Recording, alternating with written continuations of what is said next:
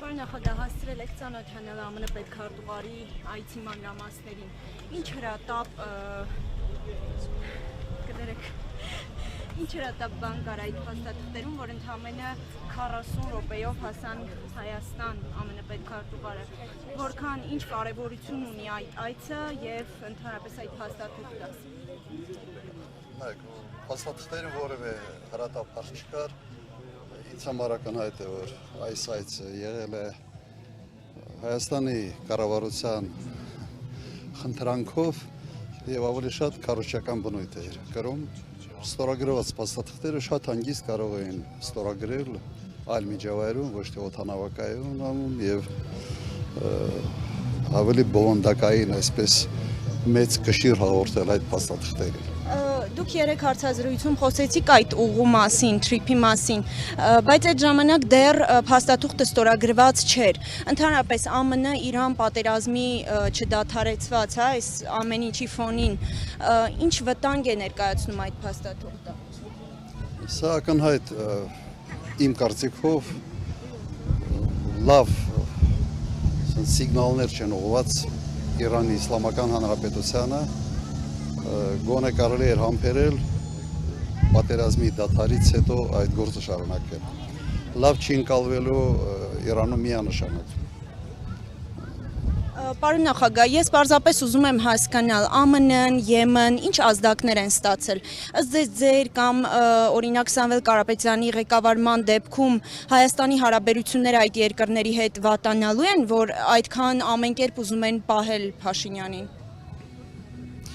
Հաստատ չեն վատանալու եւ այս էնտուզիազմը, որով փորձում են աջակցել Փաշինյանին, ինձ համար անկեղծ ասած անհասկանալի է, որովհետեւ ունենք նախկինում շատ արդյունավետ համագործակցություն եւ ես չեմ հասկանում, թե ինչի են այս աստիճանի ներխուժվում, այսպես ասենք, ներքաղաքական տարածք։ Սա լավ բանի մասին չի խոսում եւ ավելի շատ ենթադրում են, որ Ռուսաստանին ցավացնելու կամ Իրանին ցավացնելու ինչ որ քայլեր է ձեռնարկվում եւ մենք գործիք ենք դառնում նաեւ այս process-ի համար, որը Հայաստանի Հանրապետության շահերից չի բխում ընդհանրապես։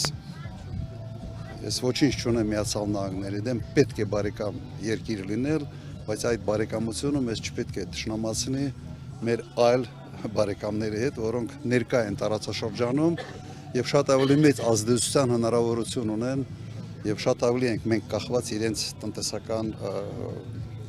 հզորություններից, կարողություններից։ Շնորհակալություն շատ։ Եվ երևի երկու բառ ես կասեմ, մենք այս ճոպանողու մոտ ենք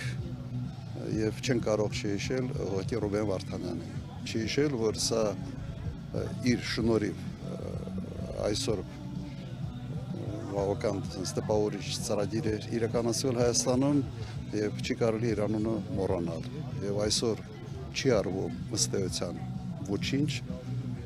մեր գերիներին եւ Արցախի ռազմաքաղաքական ղեկավարությանը հետ բերելու ուղղությամբ։ Սա բացատրություն չունի ուղղակի։ Արադ Միրզոյանն ասում է հոգնեցրել եք այդ հարցով։ Երևի ինքը ցանկանար, որ ընդհանրապես մոռանանք, որ այդ մարդիկ գոյություն են ունեցել եւ այդ մարդիկ կան եւ այդ մարդիկ էական ներդրում ունեն Հայաստանում եւ Արցախում։ Անշնորհակալ մարդ է։